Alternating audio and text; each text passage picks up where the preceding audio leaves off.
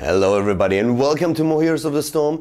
New patches are of course one of the most exciting things in a MOBA, and right now we're having the Butcher patch actually hitting the servers. And well, in the first tournament that we had at the same day as the patch hit, the new hero is of course still banned out. But still we have a lot of changes in the patch and they are all going to change the meta, especially the supporters were really changed by Blizzard a lot. I mean, there were talents moved around, new talents added to the heroes and a couple of them removed, and of course other heroes also underwent a couple of changes. The first game that we had today in the tournament that just happened was the match between Virtus.pro, the former Team Arthurs, and Spartanien, aka Cast Aside. So two teams that just recently found an organization to play for, and this was a best of one series. And it was actually quite fun because Spartanien went into a more traditional composition, the German team playing it with Johanna here for example and the Kelthas in the backline.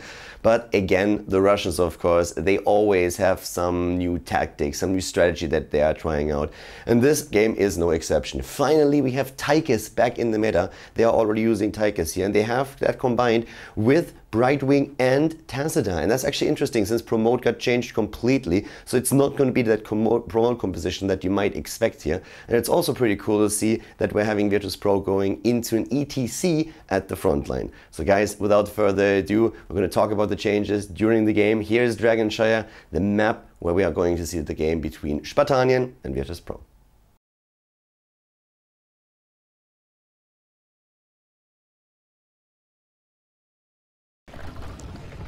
Welcome everybody to Dragonshire, Spartanien against Virtus.pro in the game here, in our first game, actually not the first game, but one of the earlier games at the Match Arena Open number 3. It is a best of one, and we have to the left side of the map Spartanien, formerly known as Cast Aside, with Glucosa on Malfurion, Coco on Sylvanas, Nomi on Johanna, Frieza on Kelthas, and Grulum on Tyrael. This is of course the new patch in the game, and to the right side we have Team Arthurs. They joined Virtus.pro, so congratulations once again. We have Andy Landy on Tychus, Sefkaja on Brightwing, BKB on ETC, Kuni-chan on Tacita, and Unstable on Jaina. So this is going to be a pretty fun game, especially since we're having good old Tychus back in the meta apparently. There were a few chat immediately a pause. It's actually not too bad because that gives me an opportunity to talk a bit about the patch and the changes and how they affected the heroes that we're seeing in game. So first of all, this bad boy right over here, good old Tychus. He has now an increased range on his auto attacks, which meets now the range of all of the other auto attack heroes, like for example in Vala, let's say. And that means that he is finally in a position where he could be played in competitive again, and currently Virtus.pro is going to try that out. We have him of course with the same build that he was used before, the armor piercing rounds. Besides the range on the auto attacks, there weren't too many changes on Tychus. There's of course one of those quality of life changes that now when you use the Dragon Laser Drill you can retarget that even after Tychus is dead. The same is true for the Banshees of Reyna, the Water Elemental of Jaina, and other heroic abilities like it, which is a very nice, by the way. I really like the change that Blizzard made there. But besides it, we have only also an upgrade on the Melting Point Grenade talent that we are seeing for Tychus, where it does a bit more damage in the early game, but the scaling is not as huge as it was before. Other heroes were changed as well, and as we're currently seeing Brightwing and Tacita on the setup for Virtus.pro, I guess we need to talk a bit about Promote. Promote got changed, and in a very smart way. Blizzard just realized that it was too strong the way it was, and they didn't want to ruin it completely. So what they were trying to do is find a way how to still make it useful, and they kind of did.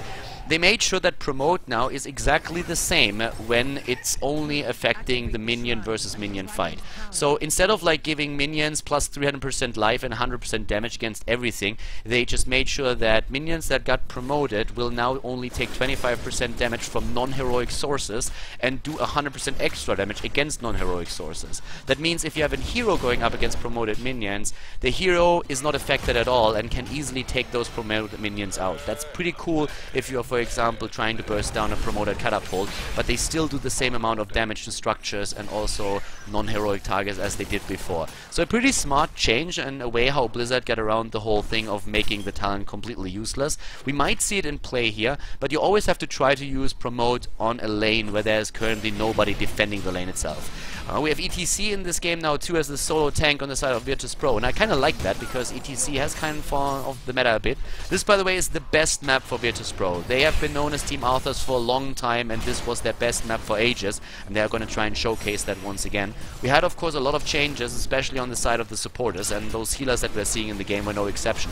So we're going to talk about that quite a bit, but first of all, a bit of action down to the bot lane, where BKB needs to be careful on his ETC, moves away. Khaldor's doing work, of course, and unstable here on Jaina, trying to push everybody away so that the rest of his team is not getting attacked too much. So yeah, they don't lose too many hit points there. BKB even thinking about going for another power slide, I suppose. His build is still very much the same, going for the rolling like a stone and the double neck guitar on level 1 and level 4. And here you can see the melting point. So this is exactly one of the talents that got affected in the last patch, which I talked about already. Tychus now with the melting point grenaders, more damage in the early game, but a little bit less in the late game. And of course, again, it is Virtus.pro with very, very good movements through the map. Their rotations are what really makes them so dangerous on this map. They get an early Dragon Knight, try to take down one of the towers, but Anilendi doesn't want to really waste that hero here, or that objective. The adjustments on Malfurion here on a build, like amongst other things, he lost Conjurer's Pursuit on level 1, so now we're having him here with Harmony, which is actually a very interesting talent to take. So in this case, they're like you reduce the mana costs a little bit on regrowth. So yeah, Harmony taken on this level. We've seen other choices as well for him too, trying to get a bit of extra damage in against minions and mercenaries. So a lot of changes will probably happen within the next few weeks on Malfurion, the way that he's being played. But the one thing, oh, Glucosa in trouble and taken out. Jomi maybe with a kill, yes, against ETC. Gets the counter kill in, and it looks like Tyrell is just a bit too late. So Malfurion will definitely undergo a few changes in this build. One of the things that we've seen by most Malfurion players on level 4 thus far is a Loon Grace with the increased range of Regrowth, Moonfire and the Entangling Roots. So that makes him a bit safer, I suppose. You can just do more from the backline, which is always nice. But it's of course one of those things that we will have to watch out for. Maybe some builds will emerge that are changing that as well. If you talk about Brightwing though, Brightwing also massively changed, and the talent that most of the players have been choosing on level 1 is Hyper Shift, where you reduce the cooldown on your phase shift, and that is pretty cool once you take the level 7 talent, where we have a 200 point shield that is going to increase. Also the amount of the shield is increasing in the late game, and it's pretty sick since it lasts for 20 seconds, so it's actually absolutely amazing. And those two talents combined, the level 1 and the level 7 talent, that makes for a very interesting game. Oh, Grulum in a bit of trouble. Look at this rotation, all 5 of them coming in from different angles into the mid lane. We're having now a slight lead in experience for Virtus.pro against Team Spartanien, formerly known as Cast Aside. On level 7 for Malfurion, it is still enduring growth that you can see there. But talking about the rest of the talents just a bit, oh, look at that, ETC with a good gravity lapse. Freezer is moving him up into the air so that he can't move in and just simply take down Khaldor. We have Mental Acuity taken on on Tassadar on level 4. Interesting to see that. A kill against Sylvanas. That is the 3rd kill for Virtus.pro. They lost 1 hero earlier, but we have Grulum now, maybe with an approach, trying to go for Jaina. Not quite, but they're trying to take down Brightwing. Here comes ETC once again with a quick power slide, trying to move them away with Phase Shield, and he's able to do that. Phase Melt here coming into play for them. You have now also as the level 7 talent on Tychus. Sizzling attack. Screw that first aid, right? All about the damage here. And this is going to be a fun one. I'm really curious to see how Tychus is going to work out for Virtus.pro here, since we haven't seen him in competitive play for a long time, but he might make a massive comeback there. And it is Odin on level 10 that he goes for as his heroic ability. We have Stage Dive, by the way, taken for ETC. Blink Heal in this case on the side of Brightwing. Stage Dive itself is also a very interesting talent for them to take. There is of course a lot. Oh, good kill against Johanna. Nice blocking abilities, and they're going for another objective.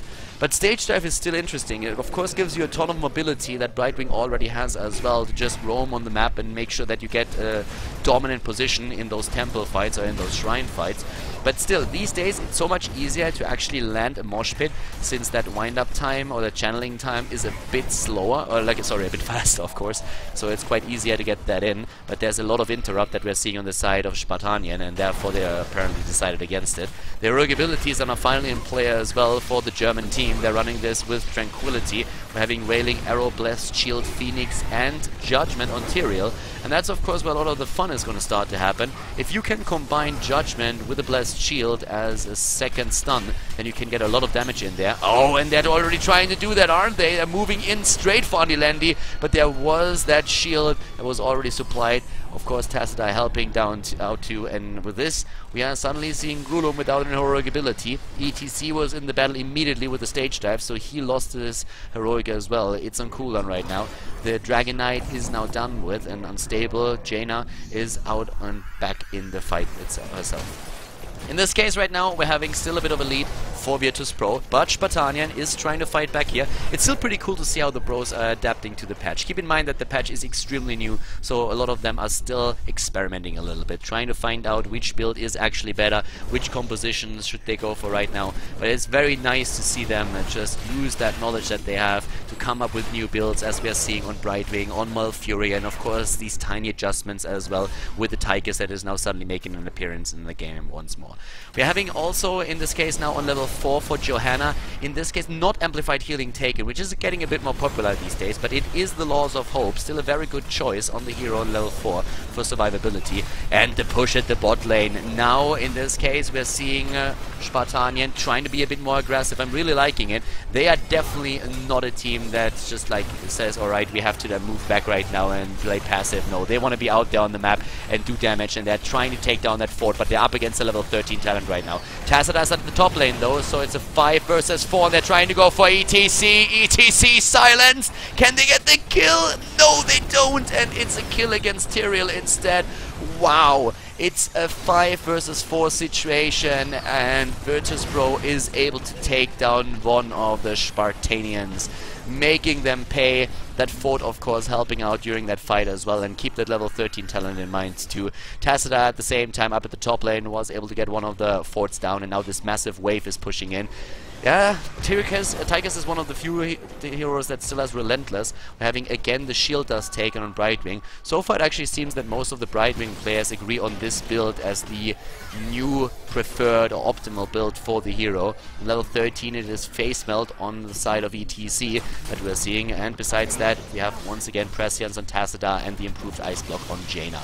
The 13 talents are ready now on the other hand also for the German team, and we are seeing them run Life Seed on Malfurion for the extra healing numbers, even a shield on Johanna, and the shield is actually getting a lot stronger right now. So for 3 seconds instead of just a couple of hits, you have the removed ability damage, and it's actually very, very nice. It can trigger only once every 30 seconds, but that's pretty sweet here regardless. So the shield got improved. BKB rushing away from the rest of the team, and he's immediately getting attacked, gravity lapsed, and judgmented. Down goes ETC. He just doesn't have the hit point pool compared to other tanks, like for example Muradin, Johanna, or even someone like Anubarak, and in this case they just went straight for him. It's an attempted kill against Malfurion though, and they get the supporter on the side of Spartanien, and in this case now it's once more good old Virtus Pro. A quick dash on Andilendi's Odin, and they're dropping 2 heroes. They take down Kelpas, they take down Johanna, and they're trying to obliterate the fort at the bot lane.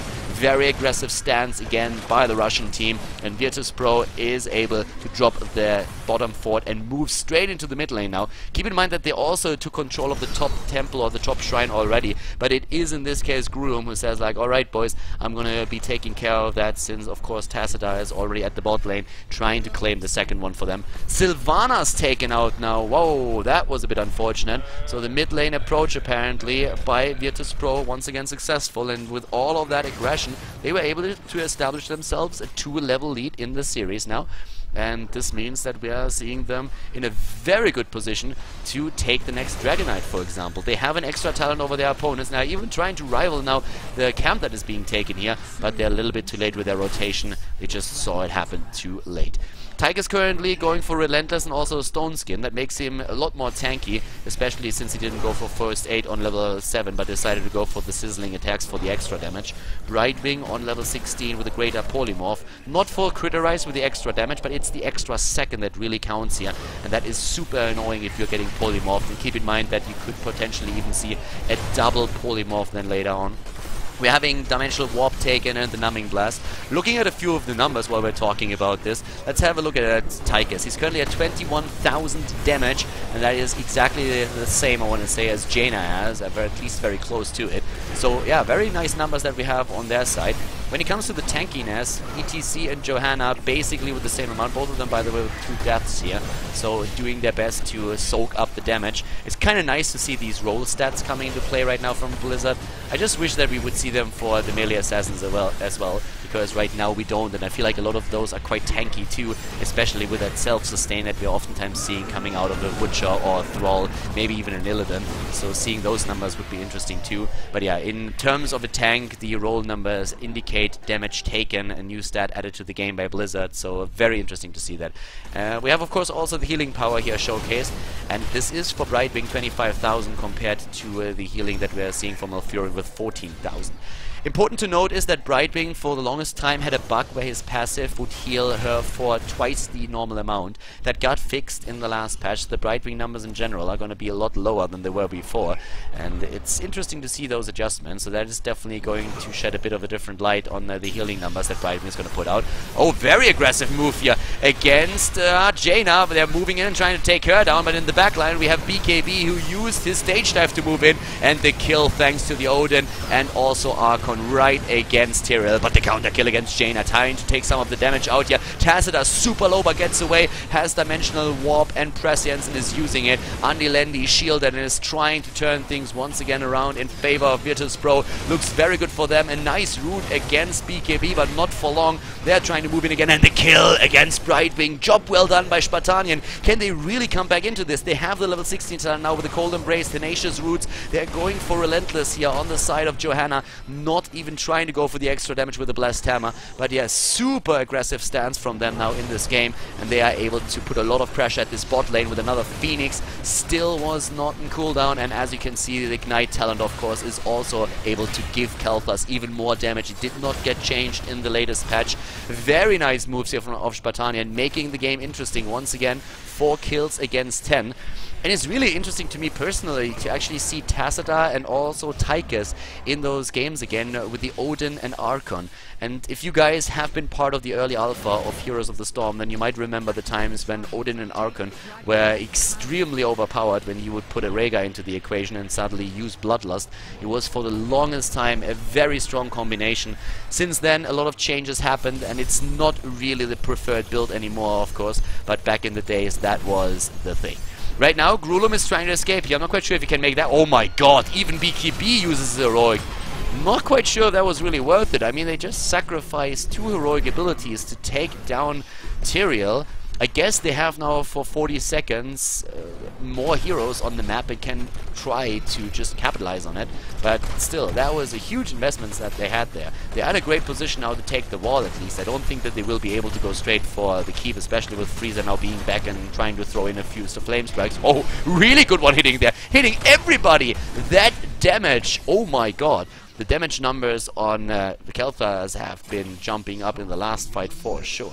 Bot lane, that's where we're seeing Glucosa trying to get the kill against the, I have to admit that against the Archon, I don't think that's going to be possible. Nope, Malfurion is dead. Heroic abilities are also ready. I don't think we want to fight here right now, Spartanien. I do not think that's a smart idea. Unstable, oh my god. He is able to escape here, but now the rest of the team is trapped in the fight that they do not want to fight.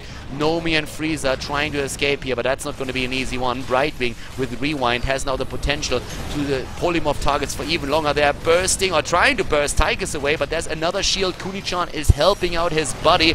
Oh, and Khaldor is dying.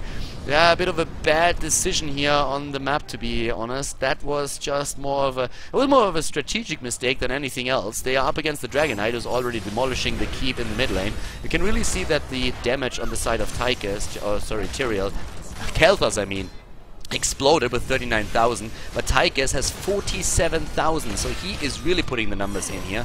The really big thing that happened was that level 20 hit, and then we had this small fight at the bot lane with Tacita going up against Malfurion, and Malfurion did not want to give up that temple or that shrine because that would have meant another Dragon Knight, and the team was moving in a 4 versus 5 situation against the level 20 talent, and that just didn't work out. Unfortunately for them, they weren't able to burst Jaina down. That would have probably given them a bit of a better position in the fight itself, but I do still not think that they would have been able to win it. So they got a bit too greedy there, thought thought that they might be able to overcome that disadvantage of not having the level 20 talent, but if you have the big red button against you on a Tychus and also then the Twilight Archon as well as Brightwing with a double polymorph, then I do not think that you really stand a chance there. So in this case, they might have thrown away that potential comeback that they fought for earlier. They lost one of the keeps, so not all is lost just yet. They still have level 19, so it's an entire level that they need to catch up, and then they are also in possession of their level 20 talents. With that, we are going to see a couple of very strong ones on their side. I suppose that we are seeing for Jaina, sorry, for Sylvanas, the Deafening Blast, which will be nice for the additional silence, of course. And with Johanna and her indestructible talent, you can make a lot of things happen, especially since Khaldor is going to be a little bit safer thanks to the Bolt of the Storm. And in the case of Tyrael, there's a lot of options of what he could go for. You can even see here something like a Storm Shield there. So very interested to see what they are going to make happen with that. Until that happens, though, until they have 20, they can't really move out on the map because they do not want to fight their opponents right now. And BKB on his cow is going to be starting to move in. We have him riding a wolf, by the way, and that's just wrong. I'm sorry, BKB, but, well, ETC, the cow belongs on a pig. It's just like that tasty piece of meat that we have right there. Bit of pork and beef combined, putting him on a wolf, it's just not fair towards the wolf, I feel. Moving in already.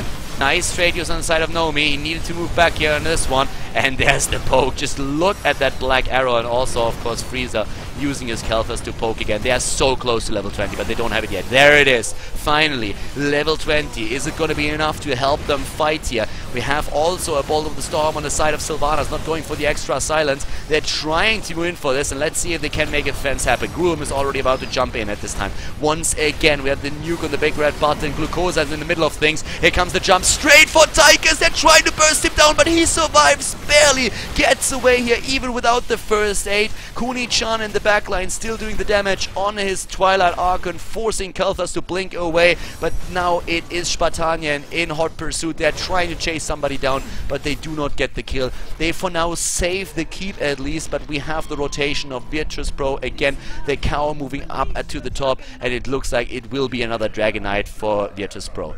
They're getting it, and they're moving straight towards, towards where? Are they going to try and core it right now? 20 minutes in, they could really try and go for that attempt. Down here, Gruul needs to be careful that Jaina is not getting the damage in.